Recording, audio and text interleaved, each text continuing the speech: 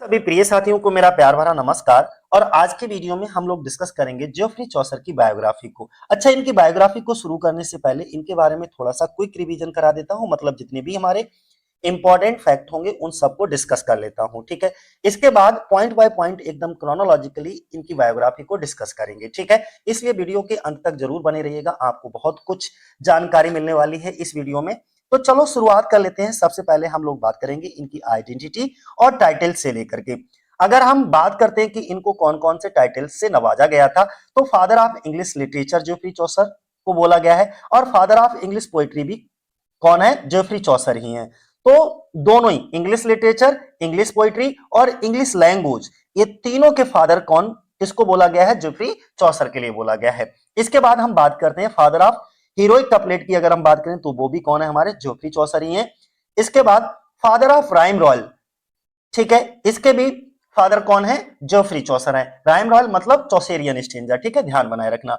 Morning star of Renaissance किसको कहा जाता है? जेफरी चौसर के लिए बोला जाता है। अब इनका क्विक रिवीजन थोड़ा बर्थ एंड फैमिली को लेकर के बता देते हैं। इनका जन्म कहां हुआ? लंदन में हुआ। बर्थ पीरियड की अगर हम बात करें तो अर्ली 1940s की बात करते हैं, मतलब सजेस्टेड बर्थ ईयर इनका माना जाता है। कुछ विद्वान इनको 1342 मानते हैं और कुछ विद्वान 1343 मानते हैं, ठीक है। इनके पिता का नाम जॉन चौसर था, ठीक है, और इनके पिता का व्यवसाय क्या था? वो एक वाइन मर्चेंट थे, यानी कि शराब के व्यापारी। अब अगर हम बात करते हैं इनकी मदर की, तो इनकी माता का नाम एग्नेस कॉप्टन था। इनकी वाइफ जिससे इनकी शादी हुई थी 1366 में, उनका नाम था फिलिपा रोइट, ठीक है, फिलिपा रोइट, ये ध्यान बनाए रखना। 1366 में मैरिज होती है और एग्नेस कॉप्टन इनकी मां होती हैं, ठीक है। अब इनकी जो लैंग्वेज, किस लैंग्वेज में अपने वर्क्स को लिखा करते थे? तो मिडिल इंग्लिश में लिखा करते थे। सर, ये मिडिल इंग्लिश क्या होता है? एक ऐसी लैंग्वेज जो आम बोलचाल की भाषा हो, उस जमाने की आम जनमानस के द्वारा जो भाषा बोली जाती है उसी को हम मिडिल इंग्लिश के नाम से जानेंगे। अब हम नेम एंड एजुकेशन की बात कर लेते हैं कि चौसर नाम कहां से आया। तो एक फ्रेंच वर्ड होता है चौसियर या चौसियर, तो वहां से चौसर वर्ड यूज किया गया, जिसका मीनिंग होता है शू मेकर, यानी कि एक जूता बनाने वाला, ठीक है। इसके बाद एजुकेशन की बात करते हैं तो एग्जैक्ट डिटेल जो है वो अनसर्टेन है, यानी कि कुछ भी कहा नहीं जा सकता है इनकी एजुकेशन के बारे में। तो ध्यान बनाए रखना कि जो है वो कंजेक्टर है, मैटर ऑफ कंजेक्टर कह सकते हो, यानी कि उनकी शिक्षा के सटीक विवरण जो है वो निश्चित नहीं है, मुख्यतः अनुमान का विषय कह सकते हो, ठीक है। अगर हम ट्रेडिशनल एजुकेशन की बात करें तो ऐसा अनुमान लगाया जाता है कि studies law at inner temple, ठीक है, ऐसा सिर्फ एक अनुमान है कि इनर टेम्पल में लॉ का अध्ययन किया था इन्होंने, ठीक है। अब थोड़ा सा ये एग्जाम पॉइंट है जिसको कई बार पूछा जाता है, फेवरेट है, कि three Kings during Chaucer's life, यानी कि जो हमारे चौसर थे उनके जीवन काल में उन्होंने तीन राजाओं को, तीन पावरफुल राजाओं को देखा, जिनमें कौन था? एडवर्ड थर्ड, रिचर्ड सेकेंड और हेनरी फोर्थ। एडवर्ड, रिचर्ड और हेनरी, यानी कि ERH करके आप याद रखोगे तो क्रोनोलॉजिकली आपको समझ आ जाएगा। अब हम लोग पॉइंट बाय पॉइंट डिस्कस करेंगे। ये थोड़े से इंपॉर्टेंट फैक्ट थे जिनको आपको जानना जरूरी था कम समय में। अब हम लोग एक एक पॉइंट को डिस्कस करेंगे बड़े डिटेल से, और सब कुछ चीजें आपको एकदम समझ आती चलेंगी, ठीक है। इस वीडियो के बाद मुझे नहीं लगता है कि आपको बायोग्राफी के लिए कहीं दूसरी जगह जाना पड़ेगा।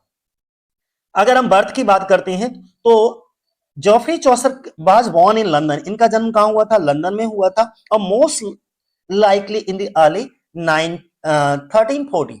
क्या कहा गया कि जेफरी चौसर का जन्म लंदन में हुआ, संभवतः 1340 के शुरुआती वर्षों में इनका बर्थ डेट माना जाता है। उनकी जन्म तिथि जो है वो निश्चित नहीं है। His exact date of birth is uncertain. Some scholars suggested 1342 and 1343। इसका मतलब क्या हुआ कि उनकी जो जन्म तिथि है वो निश्चित नहीं है। कुछ विद्वान 1342 और कुछ विद्वान जो है वो 1343 उनका जन्म वर्ष मनाते हैं, ठीक है। अब हम फैमिली की बात करते हैं। फैमिली, इनका सरनेम क्या था? चौसर था। और ये सरनेम किस तरीके से आया इसके बारे में भी जरा समझ लो। जो सरनेम है वो ऐसा माना जाता है कि चौसर नाम जो है एक फ्रेंच वर्ड होता है चौसियर, ठीक है, वहां से ये आया है, जिसका मतलब होता है शू मेकर, यानी कि जूता बनाने वाला, मतलब मोची। यानी कि ऐसा भी अनुमान लगाते हैं अब विद्वान कि एक मोची के परिवार में जन्मा व्यक्ति और रॉयल कोर्ट तक चला जाता है, राजाओं के दरबार तक पहुंच जाता है, ठीक है, और वहां पर जाकर के राजा के दरबार में जो उससे रिलेटेड एक महिला होती है उससे जाकर फिलिप्पा से शादी कर लेता है। तो ये बहुत बड़ी बात थी उस जमाने में। अगला, this suggest that the Chaucer family में originally have been associated with shoe making. ऐसा माना जाता है कि ऐसा संकेत मिलता है कि चौसर का परिवार जो है मूल रूप से जूता बनाने के व्यवसाय से संबंध इनका रहा होगा, इसीलिए इनके नाम के आगे चौसर लगा है, जो कि फ्रेंच वर्ड चौसियर से आया है, ठीक है, जिसका मतलब होता है शू मेकिंग। अगर हम पेरेंट्स की बात करते हैं तो इनके पिता का नाम क्या था, जॉन चौसर था, जो कि एक वाइन मर्चेंट थे, अर्थात शराब के व्यापारी थे, ठीक है। अब हम अगर इनकी मां की बात करें तो एग्नेस कॉप्टन थी। अब ये एग्नेस कॉप्टन जो थी वो एक धनवान और समृद्ध परिवार से संबंधित थी, यानी कि वेल्दी और रिच परिवार से बिलोंग करती थी। कौन? एग्नेस कॉप्टन। इतनी बातें समझ में आ गई। अगर हम ऑक्यूपेशन की बात करें जोफ्री चौसर के, तो Geoffrey Chaucer was a poet, philosopher, bureaucrat और सिविल सर्वेंट। यानी कि जोफ्री चौसर एक क्या थे? पोइट थे, कवि थे, फिलोसोफर यानी कि दार्शनिक थे, ब्यूरोक्रेट सिविल सर्वेंट मतलब नौकरशाह या सरकारी कर्मचारी दरबार में, और डिप्लोमेट थे यानी कि बहुत बड़े कूटनीतिज्ञ थे। डिप्लोमेट का मतलब क्या होता है? कूटनीतिज्ञ कह सकते हो, राजनयिक कह सकते हो, तो ये सब आप इसको मान सकते हो। इसके बाद में as Chaucer was a public servant. अगर हम चूंकि चौसर की बात करें तो वो एक पब्लिक सर्वेंट थे, सरकारी कर्मचारी थे, इसलिए उनके समकालीन कवि, जिनमें दो कवियों के नाम दिए हैं, विलियम लैंगलैंड का नाम दिया है, जॉन गॉबर का नाम दिया है, ठीक है। विलियम लैंगलैंड और जॉन गॉबर, इन दोनों के नाम जरूर ध्यान बनाए रखना। हालांकि इनका कोई रिकॉर्ड नहीं मिलता है, किसी तरीके को कोई वर्क नहीं मिलता है, लेकिन अब इनके बारे में, चौसर के बारे में क्यों मिलता है? क्योंकि ये एक गवर्नमेंट सर्वेंट थे, और तुम्हें पता होता है जो सरकारी कर्मचारी होते हैं उनके एक एक चीज का रिकॉर्ड जो है वो मेंशन होता है। तो वही बात यहां पर कही गई है कि ये एक पब्लिक सर्वेंट थे, इसलिए इनके जो समकालीन कवि होते हैं विलियम लैंगलैंड और जॉन गॉबर की तुलना में उनके आधिकारिक जीवन के बारे में अधिक प्रमाणिक जानकारी जो है वो उपलब्ध होती है, किसके? चौसर की। जबकि तुम्हें विलियम लैंगलैंड और जॉन गॉबर के बारे में कोई भी आधिकारिक प्रमाण या प्रमाणिक जानकारी तुम्हें नहीं मिलेगी। तो अगर आपसे क्वेश्चन ये पूछा जाए कि इनके कंटेम्परेरीज कौन थे, समकालीन व्यक्ति कौन थे, तो दोनों का नाम लेना है, विलियम लैंगलैंड और जॉन गॉबर। बार बार मैंने रिपीट कर दिया। अब हम स्पाउसेस की बात कर लेते हैं, इनकी पत्नी की बात कर लेते हैं। फ्लिपा रोइट होती हैं, जिनसे इनकी शादी कब होती है? 1366 में होती है, ठीक है। और इनका पूरा नाम क्या होता है? फ्लिपा डी रोइट, ठीक है। और कब होती है? अराउंड 1366 में। ये बहुत इंपॉर्टेंट चीज है कि 1366 में फ्लिपा डी रॉयट से इनका विवाह होता है। और ये निश्चित नहीं है कि चौसर और फिलिपा की कितने संतानें थी, इस बारे में भी बहुत सारी कहानियां हैं, लेकिन फिर भी अगर हम हिस्ट्री के पॉइंट ऑफ व्यू से बात करें तो 3 और 4 चिल्ड्रन माने जाते हैं, मोस्ट कॉमनली साइटेड, ठीक है। सामान्यतः 3 या 4 बच्चों का उल्लेख मिलता है, ठीक है। अब हम इनके एजुकेशन की बात कर लेते हैं, इनकी शिक्षा दीक्षा। अच्छा, इसके बारे में भी कोई खास जानकारी नहीं मिलती है, लेकिन फिर भी ऐसा माना जाता है कि इस कवि की शिक्षा के बारे में उतनी ही अनिश्चितता और अनुमान है जितना उनकी जन्म तिथि के बारे में, क्योंकि वहां पर भी अनसर्टेनिटी है और यहाँ पर भी अनसर्टेनिटी है। लेकिन फिर भी परंपरागत मान्यता के अनुसार चौसर ने इनर टेम्पल में लॉ का अध्ययन किया था, यानी कि इंसाफ कोड में से एक था। इंसाफ कोड वो इसीलिए जाना जाता है, ध्यान बनाए रखना, ठीक है। तो थोड़ा सा रिवीजन कर लें यहां पर। अच्छा, जेफरी चौसर के रिवीजन की अगर हम बात कर लें तो इसका टाइमलाइन जरूर ध्यान बनाए रखना, 1343 से लेकर के 1400 तक, ठीक है। ये टाइमलाइन जरूर ध्यान बनाए रखिएगा। अब ऊपर अब तक हमने जितना भी पढ़ाया है उसका थोड़ा सा क्विक रिवीजन कर लो। अगर हम जेफरी चौसर की बात करते हैं तो इनका जन्म लंदन में होता है। और इनका जन्म कब होता है? तो 1342 या 43 में इनका जन्म माना जाता है। इनके पिता का नाम क्या होता है? जॉन चौसर होता है। और इनके पिता जो होते हैं वो किस चीज का व्यवसाय करते हैं? तो वो एक वाइन मर्चेंट होते हैं, यानी कि शराब के व्यापारी होते हैं। इनकी माता का नाम एग्नेस कॉप्टन होता है। और इनकी शादी किसके साथ में होती है? तो फिलिपा रोइट के साथ में इनकी शादी होती है। कब होती है? 1366 में इनकी शादी होती है। अच्छा, किस लैंग्वेज में ये अपने वर्क लिखा करते थे? तो मिडिल इंग्लिश में लिखा करते थे। सरनेम इसका क्या था? चौसर था। और चौसर का मतलब क्या होता है? एक शू मेकर होता है, जो कि चौसियर फ्रेंच वर्ड है, एक चौसियर उससे आया था, जिसका मतलब शू मेकर, ठीक है। एजुकेशन अनसर्टेनिटी यानी कि मैटर ऑफ कंजेक्टर है, इसके बारे में भी सिर्फ अनुमान लगाया गया है, लेकिन फिर भी एक ट्रेडिशनल क्लेम किया जाता है कि studies law at inner temple, कि इनर टेम्पल से इन्होंने लॉ की जानकारी ली है, ठीक है, नोन एज, और इनको जाना जाता है father of English literature, father of English poetry and father of English language के रूप में इनको जाना जाता है। इतनी चीजें हो गई। अब हम लोग आगे डिस्कस करते हैं इनकी बायोग्राफी। अब हम लोग जेफरी चौसर के कुछ मेजर वर्क की बात कर लेते हैं कि इनके कौन कौन से मोस्ट इंपॉर्टेंट वर्क हैं जिनको आपको पढ़ करके जाना है। सबसे पहले हम लोग कंट्रोवरी टेल्स की बात कर लेंगे, जो कि इनका मोस्ट इंपॉर्टेंट वर्क है, आपको पढ़ना ही है हर हाल में, ठीक है। इसके बाद ट्रायलस एंड क्रेसिडा की बात कर लेंगे, ये भी पढ़ लेना है, ये भी इनका इंपॉर्टेंट है। इसके बाद टाइम मिले तो इसको पढ़िएगा, ठीक है, ये एलेजी है, the Book of the duchess. इसके बाद द हाउस ऑफ फेम है, पार्लियामेंट ऑफ फाउल्स है। तो ये इनके कुछ वर्क हैं। इसमें एक और इंपॉर्टेंट मोस्ट इंपॉर्टेंट आ गया है, the legend of good women, ठीक है।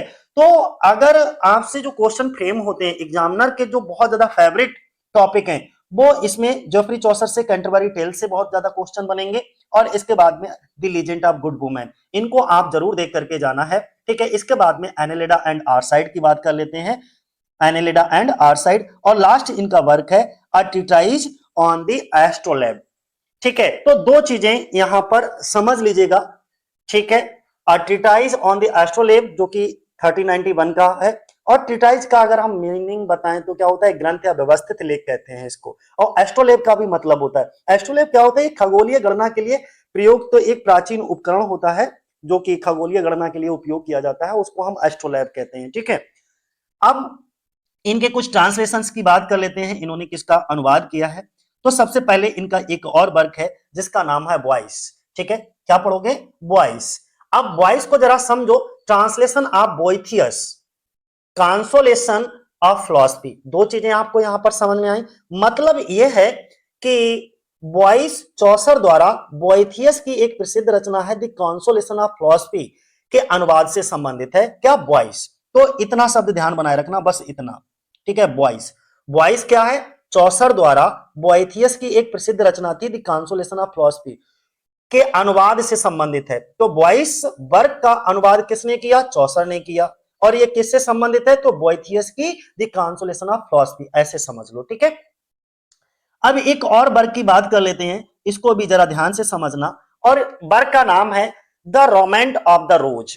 अगर the Romaunt of the Rose की बात करते हैं, ये एक फ्रेंच रचना Roman de Roman de la Rose का अनुवाद है। तो इसको मैं अंडरलाइन क्या ऐसे ही समझ लो, रोमन डेला रोज का अनुवाद है। अब ये रोमन डेला रोज है, ये क्या है, ये एक फ्रेंच रचना है, ठीक है। इसका अनुवाद आंशिक रूप से चौसर को एट्रीब्यूटेड किया गया था। एट्रीब्यूटेड से मतलब है किसी लेखक की रचना माना जाना या उस रचना का श्रेय दिया जाना, उसको हम एट्रीब्यूटेड कहते हैं। तो द रोमेंट ऑफ द रोज भी आपको समझ में आ गया होगा। द रोमेंट ऑफ द रोज किसने अनुवाद किया इसका, तो जेफरी चौसर ने अनुवाद किया, और इसका ये किस पर आधारित है, एक फ्रेंच रचना थी जिसका नाम था रोमान द ला रोज, ठीक है, उसका अनुवाद है, ठीक। अब हम किसकी बात कर लेते हैं, Chaucer and three English kings. Most important point, यहां से क्वेश्चन जरूर बनते हैं, अपनी डायरी पर नोट कर लीजिए। चौसर सा three Kings ruling in his life time, यानी कि चौसर ने तीन पावरफुल राजाओं को अपने जीवन काल में देखा, अपने जीवन काल में तीन पावरफुल राजाओं का शासन देखा था। और हमने सबसे पहले हम बात करते हैं किसका, एडवर्ड थर्ड, जो कि 25 जनवरी 1927 से लेकर के 21 जून क्या बोला हमने, 25 जनवरी 1327 से लेकर के 21 जून 1377 तक रहा था एडवर्ड थर्ड का शासनकाल। इसके बाद इनकी मृत्यु हो जाती है। फिर किसका शासनकाल आता है, रिचर्ड सेकंड का, और इनका शासनकाल शुरू होता है इंग्लैंड में 22 जून 1377 से लेकर के 29 सितंबर 1399 तक, ठीक है। और फिर इनकी भी मृत्यु हो जाती है। तब अब किसका शासन आता है, हेनरी फोर्थ का, और 30 सितंबर 1399 से लेकर के 20 मार्च 1413 तक, ठीक है। तो ये तीन राजाओं का शासनकाल रहता है। अब आपको अच्छे से समझ आ गया होगा, Edward third, Richard second, Henry fourth, और इसकी ट्रिक आपको याद रखना है, तो ERH, एडवर्ड, रिचर्ड, हेनरी, ठीक है। तो चौसर के जीवन काल में क्रमशः Edward third, Richard second, Henry fourth ने इंग्लैंड पर शासन किया, ऐसे समझ लीजिए। अब नेक्स्ट हम एक और पॉइंट डिस्कस कर लेते हैं आपके साथ, चौसर लैंग्वेज एंड लिटरेरी इंपॉर्टेंस की बात कर लेते हैं, यानी कि चौसर की जो भाषा थी या उनका जो साहित्यिक महत्व था, लिटरेरी इंपॉर्टेंस था, वो क्या था। बात करते हैं Chaucer was the first major English poet to write extensively in the language actually spoken by the people, और जिसको हम किस नाम से जानते हैं, मिडिल इंग्लिश के नाम से जानते हैं। भाई यही बात हमने शुरुआत में तो आपको समझाई थी कि चौसर पहले ऐसे प्रमुख कवि थे, इंग्लिश पोइट थे, जिन्होंने अंग्रेजों द्वारा जो इंग्लिश लोग थे या लोग थे वहां के वास्तव में बोले जाने वाली भाषा अर्थात मिडिल इंग्लिश के व्यापक रूप से लेखन किया था। मिडिल इंग्लिश यानी कि मध्यकालीन अंग्रेजी, जो मध्यकालीन लोगों के द्वारा इंग्लिश बोली जाती थी, उसी में इन्होंने उन वर्ग को लिख डाला। ठीक है, तो आप समझ गए होंगे। अगला एक और पॉइंट आपको ध्यान में बनाए रखना, he was the first poet in England to write poetry in language which was the real language of the people.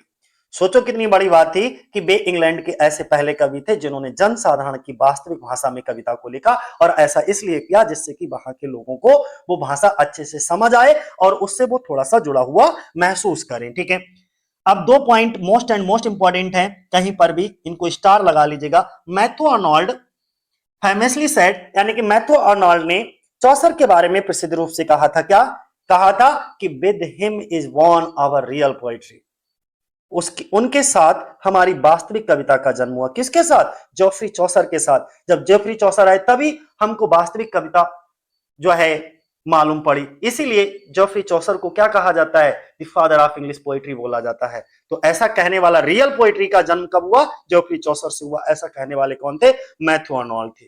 ठीक है, इसके बाद जॉन ड्राइडन ने भी इनके बारे में एक कमेंट किया था, वो भी आप समझ लीजिएगा। जॉन ड्राइडन ने called Chaucer the father of English poetry. तो रियल पोएट्री किसने बोला? वो किसके द्वारा बोला गया? मैथ्यू आर्नोल्ड के द्वारा बोला गया था। With him is born our real poetry, उनके साथ हमारी वास्तविक कविता का जन्म हुआ, ऐसा कहने वाले मैथ्यू आर्नोल्ड थे। और the father of English poetry कहने वाले कौन थे? जॉन ड्राइडन थे। तो ये एग्जाम ट्रैप हो सकता है आपके लिए, तो बड़े ध्यान से इस पॉइंट को आपको पढ़ करके जाना है। समझ गए? तो दो चीजें आपको जरूर ध्यान बनाए रखना है, चौसर मिडिल इंग्लिश में लिखते थे, कैंटरबरी टेल्स को ध्यान बनाए रखना है। फादर ऑफ इंग्लिश पोएट्री किसके द्वारा बोला गया था? जॉन ड्राइडन के द्वारा बोला गया था।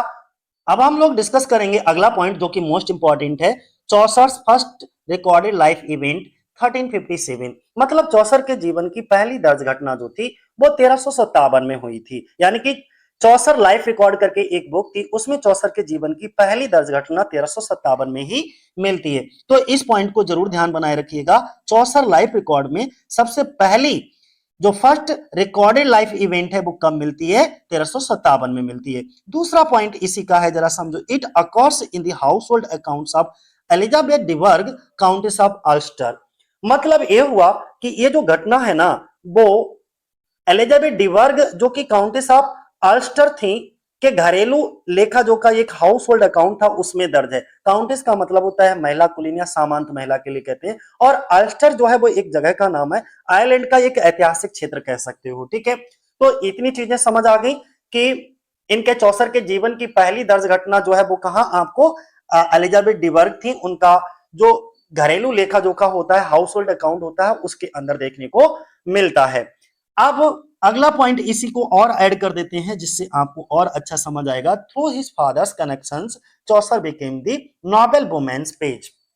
अब क्या होता है, अपने पिता के संपर्कों के माध्यम से चौसर उस कुलीन महिला जो नोबेल वुमेन होती है उसका पेज बन जाते हैं। पेज का मतलब होता है राज दरबार या किसी कुलीन व्यक्ति की सेवा में रहने वाले जो युवा सहायक होते हैं, जो व्यक्ति होते हैं, उन्हें हम पेज बॉय कहते हैं। ठीक है, अगला पॉइंट क्या है हमारा?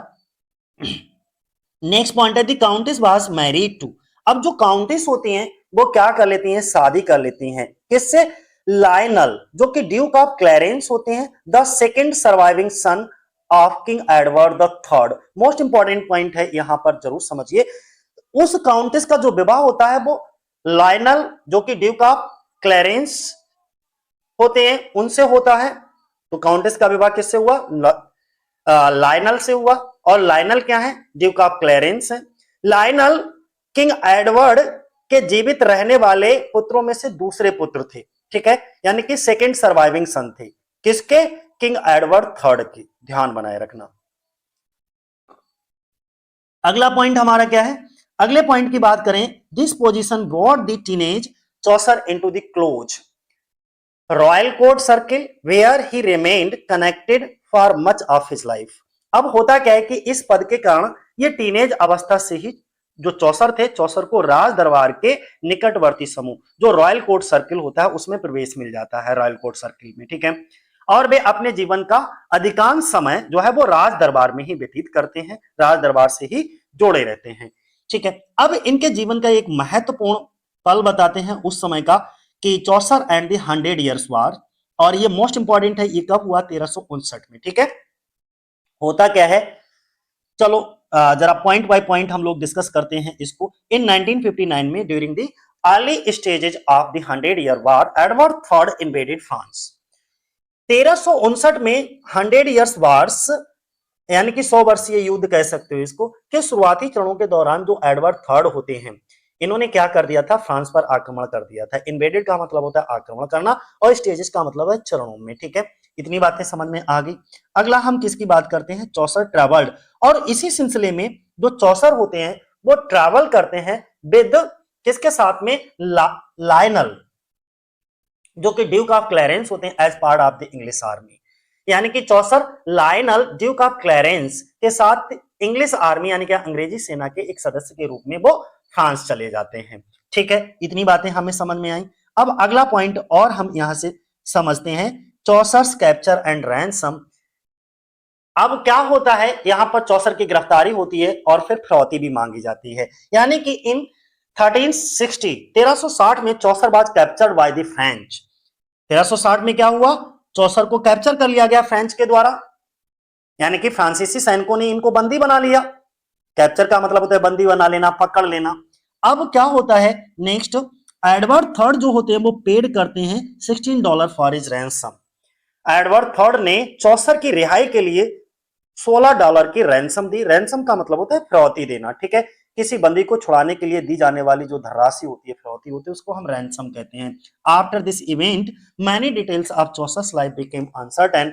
और इस घटना के बाद चौसर के जीवन के कई विवरण अनिश्चित हो जाते हैं क्योंकि उनके जीवन से संबंधित प्रमाण जो है वो सीमित हो जाते हैं। इसलिए जो भी ऊपर ऊपर हमने पढ़ाया है उसका थोड़ा सा क्विक रिवीजन कर लो। क्या है, अगर हम बात करते हैं जोफ्री चौसर की तो इनका लाइफ स्पेन क्या होता है, 1343 से लेकर के 1400 तक। मेजर वर्क की बात करें तो कैंटरबरी टेल्स है। इसके बाद में लैंग्वेज की अगर हम बात करते हैं तो मिडिल इंग्लिश में इन्होंने लिखा है। मोस्ट फेमस वर्क इनका कैंटरबरी टेल्स है। अनदर मेजर वर्क इनका ट्रायल्स एंड क्रेसिडा है। अगर हम इनके इलेजी की बात करें तो the Book of the duchess है। फिर ट्रांसलेशन इन्होंने किसका किया है, तो बॉयज का इन्होंने ट्रांसलेशन किया है। एक फ्रेंच ट्रांसलेशन इन्होंने किया है रेमाउंड ऑफ द रोज का। इनके जीवन काल में टोटल कितने किंग थे, तो 3 किंग्स थे, Edward third, Richard second, Henry fourth. Matthew Arnold ने इनकी एक कमेंट किया था, क्या बोला था इनके लिए, तो with him is one hour real poetry. और इसके साथ ही साथ जॉन ड्राइडन ने भी इनके लिए कुछ बोला था, क्या बोला था, फादर ऑफ इंग्लिश पोएट्री। और चौसर का जो इंपॉर्टेंस माना जाता है वो major poet of Middle English. Middle English के इनको मेजर पोइट इनको कहा जाता है। जरा हमें बता दो, 1357 में फर्स्ट रिकॉर्डेड लाइफ इवेंट मिलता है, यानी कि Chaucer became a page voice in the household of Elizabeth डी वर्क जो काउंटेस ऑफ अल्सेस्टर थी, ठीक है। 1359 में 100 ईयर वार शुरू होता है। तभी क्या होता है, Chaucer travelled with Lionel Duke of Clarence with the English army. इसके बाद में इनको क्या कर लिया जाता है, 1360 में इनको कैप्चर कर लिया जाता है, ठीक है। फिर क्या होता है, 1360 में इनको छुड़ाने के लिए रैंसम दिया जाता है और किसके द्वारा, एडवर्ड थर्ड के द्वारा। कितने पे किए जाते हैं, $16 पे किए जाते हैं। अगला हम लोग डिस्कस करेंगे चौसर ट्रेवल्स यानी कि चौसर की यात्राओं की बात करेंगे। तो after his release Chaucer appears to have travelled to several European countries. यानी कि रिहा होने के बाद ऐसा प्रतीत होता है, ऐसा लगता है कि जोफ्री चौसर ने यूरोप के कई देशों की यात्रा की। अब चौसर ने कहां कहां और कौन कौन से देशों की यात्रा की, नंबर 1 आप फ्रांस याद रखोगे, नंबर 2 पे स्पेन याद रखोगे, फ्लैंडर्स याद रखोगे और इटली को याद रखोगे। फ्रांस, स्पेन, फ्लैंडर्स, इटली, ठीक है। इन जगहों की उन्होंने क्या करी, यात्राएं की। अब इन यात्राओं से क्या फायदा हुआ था, तो these travels played an important role in his literary development.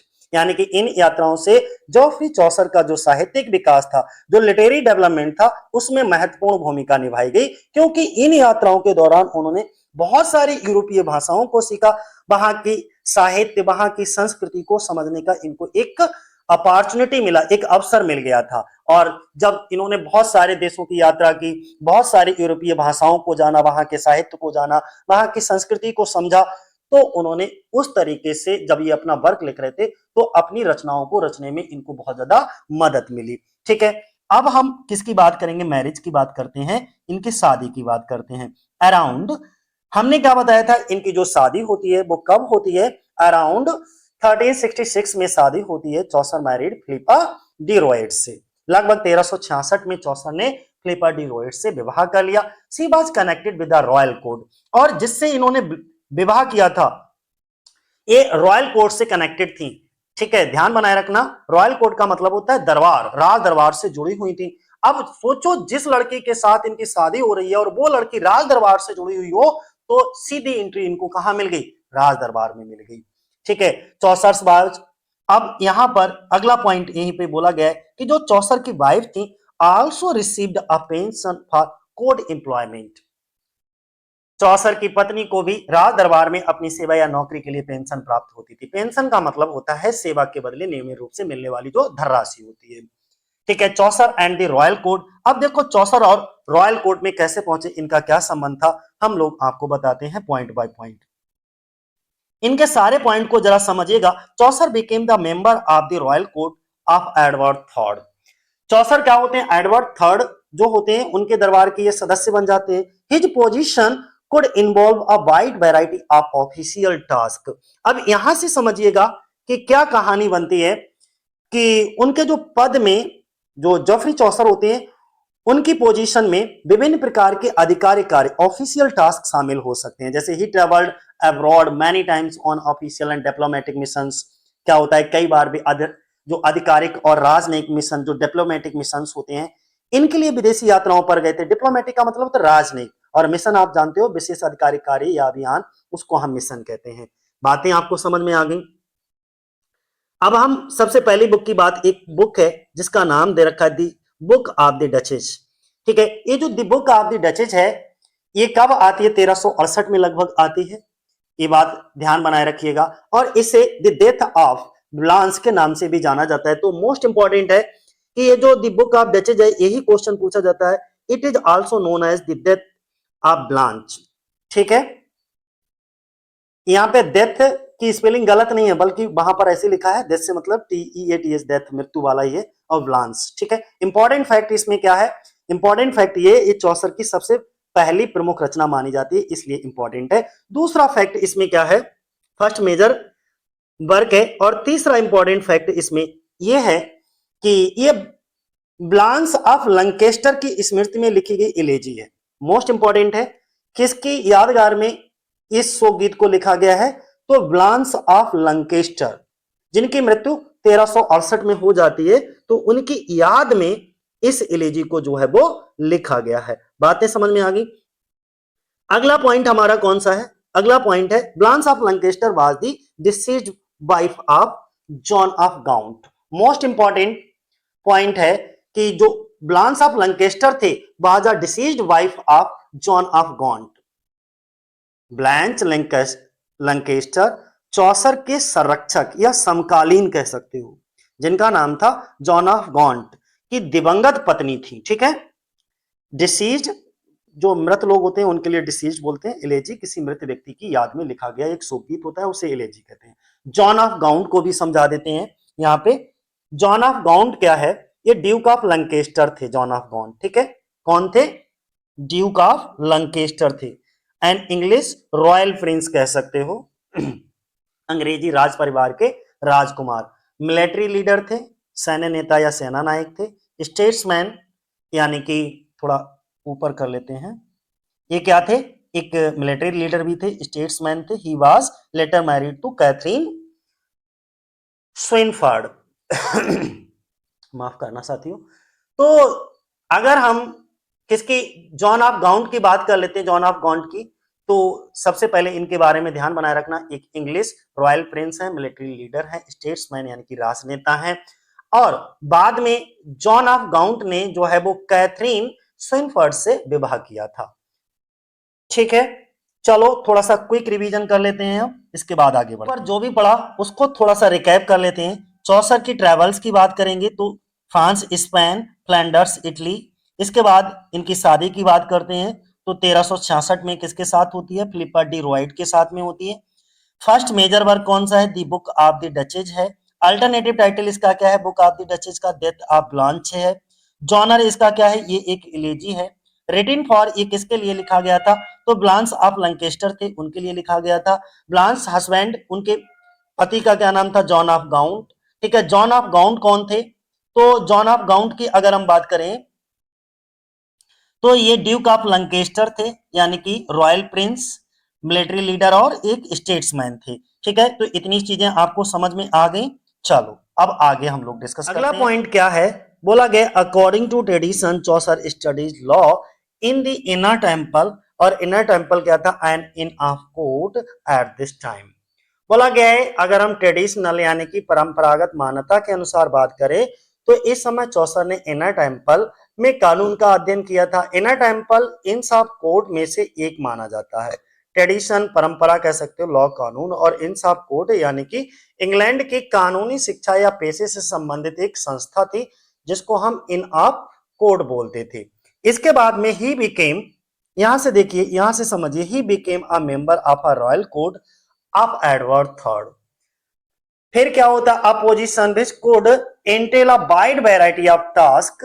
Way Edward third के राज दरबार में सदस्य बने और इस पद पर कई प्रकार के आधिकारिक कार्य उनके शामिल हो सकते हैं। इंटेल का मतलब होता है शामिल होना, और वैरायटी विभिन्न प्रकार के काम इनको मिलने लगे। His wife also receive a pension for court employment. हमने बताया था कि उनकी पत्नी को भी राज दरबार में सेवा के लिए क्या मिलती थी? पेंशन मिलती थी। और ही ट्रेवल्ड अब्रॉड मैनी टाइम्स, और कई बार इन लोगों ने क्या करा? विदेशी यात्राएं भी की थी। इतनी बातें हमको समझ में आ गई यहां से। ठीक है जी, इटालियन ट्रिप के बारे में हम ऊपर चर्चा कर ही चुके हैं बार बार। चलो एक बार और बता देते हैं, इसमें इंपॉर्टेंट पॉइंट का है इटालियन ट्रिप का, जहां से क्वेश्चन पूछा जाता है। क्या हुआ? ही केम टू कॉन्टेक्ट विद पेटार्क और बोकेशियो। मोस्ट इंपॉर्टेंट पॉइंट है, कहीं पर नोट में अंडरलाइन कर देता हूं इसको। क्या होता है? इटली की यात्रा के दौरान चौसर का संपर्क जो है वो किससे होता है? पेटार्क या बोकेशियो से होता है। ठीक है, they introduce him to medieval Italian poetry, the forms and stories which he would use later. अब हुआ क्या कि उन्होंने, किसने? पेटार्क और बोकेशियो ने चौसर को मध्यकालीन इटालियन पोएट्री, जो मेडिवल इटालियन पोएट्री थी, उससे परिचय कराया। बाद में चौसर ने इसकी काव्यशाली यानी कि फॉर्म्स और स्टोरीज का अपनी रचनाओं में उपयोग किया। पेटार्क कौन है? ये भी एक प्रसिद्ध इटली के पोइट है, और बोकासियो ये भी फेमस लेखक या कवि कह सकते हो। मेडिवल मतलब होता है मध्यकालीन पोइट्री, कविता। बातें समझ में आ गई? तो ये इटालियन ट्रिप जरूर ध्यान बनाए रखना। ठीक है, इटालियन ट्रिप के दौरान ही इनके किसके कांटेक्ट में आए थे? पेटार्क और बोकासियो के। अब अगला पॉइंट क्या है? चौसर डिप्लोमेटिक मिशन। अब चौसर का जो डिप्लोमेटिक मिशन था 1378 में, क्या होता है? इन 1378 में Richard the second sent Chaucer as the envoy, a secret diplomatic messenger to Milan. अब होता क्या है कि 1378 में रिचर्ड सेकेंड ने चौसर को मिलान में एक एनबॉय, एनबॉय का मतलब होता है राजनयिक या दूत कह सकते हो, इसके रूप में मिलान भेज दिया। किसने भेजा? इस बार रिचर्ड सेकेंड ने 1378 में। ठीक है, विशेष प्रतिनिधि कह सकते हो, डिप्लोमेटिक यानी कि राजनयिक के रूप में भेजा था। He was sent to a, अब इनको भेज दिया गया Visconti and to sir John Hawkwood. अब देखो, इतनी चीजें हमको समझ आने के बाद में यहां तक जरा ध्यान से समझिएगा कि इन्हों विस्कॉन्टी परिवार तथा सर जॉन हॉकवुड के पास भेजा गया था। तो बोलो समझ में आया कि मिलान एक राजनयिक यानी कि एक दूत के रूप में 1378 में इनको विस्कॉन्टी परिवार और सर जॉन हॉकवुड के पास भेजा गया था। किसके द्वारा? रिचर्ड सेकेंड के द्वारा। सर जॉन हॉकवुड समझो जरा। अगर हम सर जॉन हॉकवुड की बात करें तो ये कौन थे? सर जॉन हॉकवुड जो थे was an English condottieri mercenary military leader in मिलान।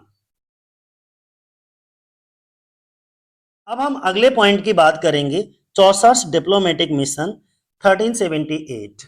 मतलब ये हुआ कि इन 1378 1378 में रिचर्ड सेकेंड जो होते हैं वो सेंट भेजते हैं, किसको, चौसर को भेजते हैं एज एन एनबॉय। एनबॉय का एक सीक्रेट डिप्लोमेटिक मैसेंजर होता है, ठीक है। कहां भेजते हैं, टू मिलान, मिलान के लिए। यानी कि 1378 में कौन भेजता है, रिचर्ड सेकेंड भेजते हैं, किसको, चौसर को मिलान में भेजते हैं एक राजनयिक दूत के रूप में। एनवॉय का मतलब होता है राजनयिक दूत या विशेष प्रतिनिधि को हम इंग्लिश में एनवॉय बोलते हैं, ठीक है। तो इनको भेज दिया जाता है मिलान में, किससे मिलने के लिए, तो he was sent to the Visconti and to sir John Hawkwood. थोड़ा ऊपर कर लेते हैं, आपको यहां से समझ आएगा। किससे मिलने के लिए, एक विस्कॉन्टी परिवार होता है तथा सर जॉन हॉकवुड, इनके पास भेजा गया था, कहां, मिलान। अब जरा सर जॉन हॉकवुड के बारे में थोड़ा सा बता देता हूं कि ये सर जॉन हॉकवुड कौन थे। अगर हम सर जॉन हॉकवुड की बात करते हैं तो ये कौन थे, was an English condottieri, condottieri mercenary military leader in Milan. Sir John Hawkwood Milan में एक अंग्रेज यानी कि कंडाटियरी थे, अर्थात भाड़े के सैनिकों के सैन्य नेता कह सकते हो, मर्सनरी मिलिट्री लीडर, ऐसे सिंपल भाषा में। मर्सनरी का मतलब धन लेकर सेवा, सैन्य सेवा करने वाला सैनिक, मिलिट्री लीडर का मतलब सैन्य नेता। तो पैसे के बदले में हम अपनी सेना तुम्हारे लिए भेज देंगे। तो ऐसे नेता थे सर जॉन हॉकवुड मिलान के। अगला थोड़ा सा ऊपर कर लेते हैं। It has been speculated that Chaucer may have based the character of the knight in the Canterbury Tales on Hawkwood। इसीलिए बोला गया है कि ये अनुमान लगाया जाता है कि चौसर ने दी कैंटरबरी टेल्स में नाइट के कैरेक्टर को संभवतः हॉकवुड पर आधारित किया है। अगर आपसे पूछा जाए कि कैंटरबरी टेल्स में जो नाइट नाम का कैरेक्टर है वो किस पर आधारित है, तो हॉकवुड पर आधारित है। स्पेकुलेटेड का मतलब होता है अनुमान लगाना, ठीक है। ये मोस्ट इंपॉर्टेंट है, द पीजेंट्स रिवोल्ट। उसी समय क्या होता है, it was not known whether Chaucer's was in the city of London at the time of peasants revolt in 1381। Most and most important ये डेट लिख लीजिएगा कि किसानों का विद्रोह कब हुआ था, तो 1381 में हुआ था, ठीक है। ये ज्ञात नहीं कि 1381 के पीजेंट रिवोल्ट, किसानों का जो विद्रोह था, के समय चौसर लंदन शहर में मौजूद थे या नहीं थे, इस बात को हम कंफर्म नहीं कर सकते हैं। लेकिन जो पीजेंट किसानों का विद्रोह हुआ था वो 1381 में हुआ था। लेकिन इस बात को कंफर्म नहीं किया जा सकता कि उस समय चौसर जो है वो लंदन शहर में मौजूद थे या नहीं थे। इतनी बातें समझ में आ गई। अगला देखो, नेक्स्ट पॉइंट है हमारा क्लर्क ऑफ किंग्स वर्क। इस पॉइंट को जरा सा समझिएगा अच्छे से। राजा के निर्माण कार्यों का क्लर्क जो है उनको अगर हम बात करें तो ऑन 12 जुलाई 1389 में, यानी कि 12 जुलाई 1389 में Chaucer was appointed clerk of the king's work. 12 जुलाई 1379 को चौसर को, जेफरी चौसर को क्लर्क ऑफ किंग्स वर्क नियुक्त किया गया, अपॉइंट किया गया, ठीक है। He held this position until 17 जून 1391 और उन्होंने ये पद 17 जून 1391 तक संभाला। इस पद पर ये कब तक बने रहे, 17 जून 1391 तक बने रहे। After leaving this position he became deputy forester in the royal forest of Petherton park in North Petherton. अब देखो जरा समझो, क्या बोला गया कि अब उन्होंने वो पद तो छोड़ दिया, वो पोजीशन इन्होंने छोड़ दी, जिस पोजीशन पे, यानी कि पोजीशन कौन सी थी, क्लर्क ऑफ किंग्स वर्क, ठीक है, जो कि 12 जुलाई 1379 को इनको नियुक्त किया गया था और 17 जून 1391 को उस पद से इस्तीफा दे दिया। और इस्तीफा देने के बाद, अपना पद छोड़ने के बाद, नॉर्थ पैथार्टन स्थित पैथार्टन पार्क के राजकीय वन में डिप्टी फॉरेस्टर यानी कि उप वन अधिकारी बन गए। डिप्टी का मतलब सहायक फॉरेस्टर अधिकारी, वन अधिकारी इनको बना दिया गया। अब हम डेथ की बात कर लेते हैं, इनकी मृत्यु की। तो जेफरी चौसर डाइड ऑन 25 अक्टूबर 14, यानी कि इनका मृत्यु कब होता है जेफरी चौसर का? 25 अक्टूबर 1400 में। The cause of his death is unknown, लेकिन इनकी मृत्यु का कारण अज्ञात है, नहीं पता है कि इनकी मृत्यु का कारण क्या था। अब हम ब्यूरियल की बात करेंगे कि इनको कहां दफनाया गया था। तो Chaucer was buried in Westminster Abbey London. अब चौसर को कहां दफनाया गया? वेस्टमिंस्टर एबी लंदन में इनको दफनाया गया। His burial place is associated with the famous poets corner, यानी कि उनका समाधि स्थल जो है वो प्रसिद्ध पोइट्स कॉर्नर, यानी कि कवियों का जो पोइट्स, जहां पर कवियों को, प्रधानमंत्रियों को, बड़े बड़े मंत्रियों को, बड़े बड़े राजाओं को दफनाया जाता है, वहीं पर इनको भी दफनाया गया। अगला, Chaucer is traditionally regarded as the first writer buried in Poets' Corner. Most and most important, अपनी डायरी में नोट कर लीजिए क्या बोला गया है। अगर हम ट्रेडिशनली बात करें, ट्रेडिशनली इस चीज को अपनाएं, तो चौसर वो पहले व्यक्ति माने जाते हैं जिनको पोइट्स कॉर्नर में दफनाया गया, यानी कि चौसर को पोइट्स कॉर्नर में दफनाया जाने वाला पहला लेखक माना जाता है। इतनी बातें हमको समझ में आ गई, ठीक है। अब हम लोग थोड़ा सा इनका डिस्कस कर लेते हैं, एग्जाम क्विक रिवीजन, ठीक है। सबसे पहले 1378 में रिचर्ड सेकेंड ने इनको चौसर को भेजा था, कहां? मिलान भेजा था, एक राजनयिक दूत के रूप में। इसके बाद अगर हम बात करते हैं इनको कहां भेजा गया था 1378 में, कहां? बिस काउंटी, और किससे मिलने के लिए मिलान में? सर जॉन हॉकवुड से, ठीक है। 1381 में क्या हुआ था? किसानों का विद्रोह हुआ था। और 1379 में इनको एक पद पर नियुक्त किया गया था और उस पद का नाम था clerks of the king's work, ठीक है। इसके बाद इन्होंने इस पद से इस्तीफा दे दिया 1391 में, left the position of clerk. और 1391 में ये क्या बन गए? डिप्टी फॉरेस्टर पेनथर्टन पार्क के। 1400 में इनकी क्या हो गई? 25 अक्टूबर 1400 में इनकी मृत्यु हो गई। इनको कहां दफनाया गया? इनको दफनाया गया दोस्तों, ब्यूरियल इनका कहां है? वेस्टमिंस्टर एबी लंदन में, यानी कि फेमस प्लेस है ये पोइट्स कॉर्नर का, ठीक है। मेमोरी ट्रिक के रूप में आप याद रखोगे, ये क्या याद रखोगे? 1378 में मिलान हॉकवुड, 1381 में पीजेंट रिवोल्ट, 1389 में क्लर्क ऑफ किंग्स वर्क, 91 में डिप्टी फॉरेस्टर बने, 1400 में मृत्यु हो गई, वेस्टमिंस्टर में इनको दफना दिया गया, ठीक है। कोई कंफ्यूजन? मुझे लगता है कोई कंफ्यूजन नहीं होना चाहिए। अब आगे, अब हम लोग एक एक करके मेजर वर्क को थोड़ा सा डिटेल से नहीं, थोड़ा सा एग्जाम फैक्ट के रूप में पढ़ लेते हैं। दी बुक ऑफ द जजेस की बात करते हैं तो also known as the death of Blanche, ये अच्छा पहले भी बता चुके हैं। और ये कब लिखी गई है? लगभग 1368 में इसको लिखा गया है। और दूसरी चीज याद बनाए रखना, it is an elegy for Blanche of Lancaster. और ये रचना जो है वो क्या है? एक शोक गीत है, और ब्लैंच ऑफ लैंकेस्टर के लिए इसको लिखा गया है। दूसरा, ये चौसर की सबसे पहली रचना मानी जाती है, ठीक है। इसके बाद हम किसकी बात करेंगे? एक और वर्क आया है इनका, उसका नाम है एनेलिडा एंड आर्साइड। ये क्या है? चौसर की एक नैरेटिव पोइम है। दूसरा, आप इसके बारे में ध्यान बनाए रखोगे, इसमें प्रेम, विश्वासघात, इसमें लव, बेट्रायल और सफरिंग दिखाया जाता है, यानी कि प्रेम, विश्वासघात, पीड़ा जैसे विषयों को प्रस्तुत किया जाता है, ठीक है। बिट्रायल का मतलब होता है विश्वासघात करना, सफरिंग कष्ट या पीड़ा। अगला एक और वर्क है द हाउस ऑफ फेम की बात कर लेते हैं। ये क्या होता है? अ ड्रीम विजन पोइम है। ड्रीम विजन पोइम का मतलब स्वप्न दर्शन पर आधारित एक कविता है।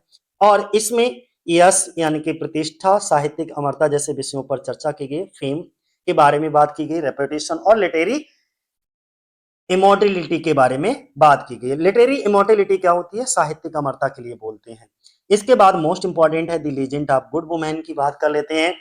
तो ये क्या है? इस रचना में एक प्रसिद्ध महिला की कहानियां प्रस्तुत की गई हैं जिन्होंने प्रेम के कारण पीड़ा और दुख को सहा था, तो उसकी बात की गई है। और इसके बाद में थोड़ा सा इसके बारे में और बताया गया है कि इन this work Chaucer is associated with the development introduction of heroic couplet, यानी कि इसी रचना के संदर्भ में चौसर ने हीरोइक कपलेट की विकास या प्रचलन से जोड़ा था। मतलब यह है heroic couplet a pair of rhyming line होता है यूजली इन iambic pentameter। तो हीरोइक कपलेट को भी ध्यान बनाए रखना, ये क्या होता है, iambic pentameter में लिखा होता है, ठीक है। इट आगे हम डिस्कस करेंगे। तो अगर आपसे पूछा जाए कि हीरोइक कपलेट का इजाद कब से हुआ है, तो the legend of good women से माना जाता है। सबसे पहले इसी वर्क में चौसर ने यूज किया था। अब हीरोइक कपलेट होता क्या है, थोड़ा सा समझ लो, यहां पर आपको समझ आ जाएगा क्या होता है heroic couplet. A pair of rhyming lines usually in iambic pentameter, it became one of the most important verse form in later English poetry, जो कि बाद में अंग्रेजी साहित्य में हीरोइक कपलेट सबसे महत्वपूर्ण काव्य रूपों में से एक बन गया था। तो हीरोइक कपलेट क्या होता है, टू राइमिंग लाइंस होती है, iambic पेंटामीटर में इसको लिखा जाता है। ट्रायलस एंड क्रेसिडा की बात कर लेते हैं, ये भी थोड़ा सा इंपॉर्टेंट है और इसमें कुछ इंपॉर्टेंट पॉइंट्स हैं, जरा समझो कौन कौन से इंपॉर्टेंट पॉइंट हैं।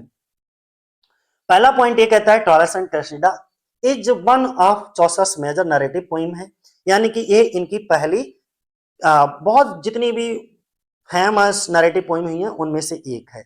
राइम रॉयल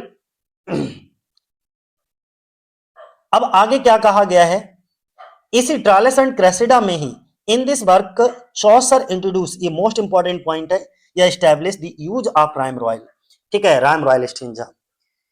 इसी रचना के माध्यम से चौसर ने राइम रॉयल स्टेंजा के प्रयोग का प्रचलन शुरू किया था। राइम रॉयल क्या होता है, अब राइम रॉयल को समझ लो, इसमें 7 लाइनें होती हैं, इसी को हम दूसरे नाम से चौसेरियन स्टेंजा के नाम से भी जानते हैं।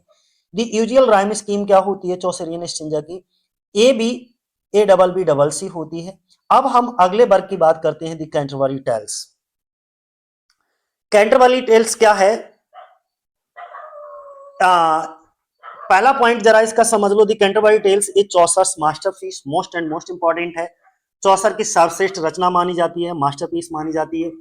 और दूसरी चीज, it is a collection of 24 stories, इसमें टोटल कितनी कहानियां हैं, कितनी कथाएं हैं, 24 कथाओं का एक कलेक्शन है, संग्रह है। इट कंटेन्स ओवर 70,000 लाइन्स, और इसमें 17,000 से अधिक पंक्तियां हैं दोस्त।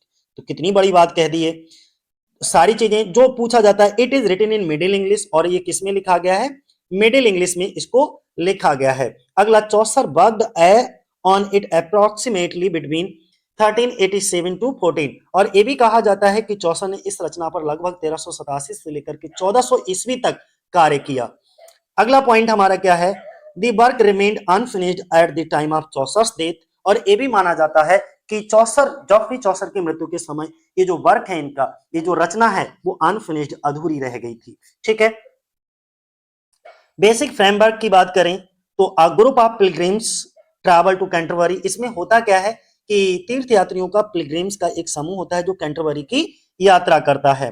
फिर क्या होता है, they agrees to tell stories during their journey, यानी कि अपनी यात्रा के दौरान एक दूसरे को कहानियां सुनाने के लिए वो एक दूसरे से सहमत होते हैं।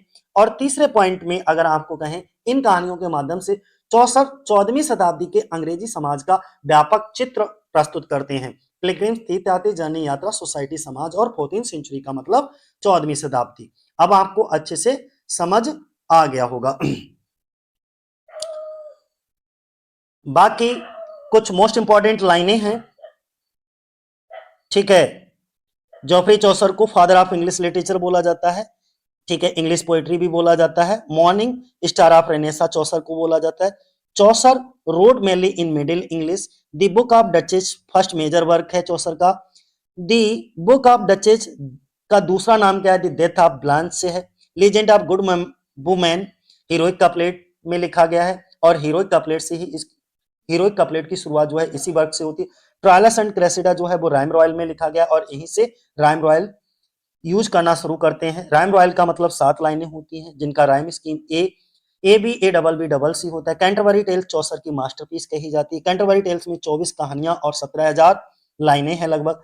कैंटरबरी टेल्स इनका एक अनफिनिश्ड वर्क है। चौसर की मृत्यु जो है वो 25 अक्टूबर 1400 में हो जाती है। चौसर को दफन किया जाता है कहाँ, वेस्टमिंस्टर अबे पोएट्स कॉर्नर में इनको दफन कर दिया जाता है। मैथ्यू अर्नोल्ड ने इनके बारे में कहा था, with him is born our real poetry. John Dryden ने इनके बारे में कहा था, फादर ऑफ इंग्लिश पोएट्री, ठीक है। तो ये थे इनके कुछ इंपॉर्टेंट वर्क, और चल इतना ही रहने दो आज के लिए, इतना ही। जय हिंद जय भारत, नहीं तो वीडियो बहुत लंबा हो जाएगा।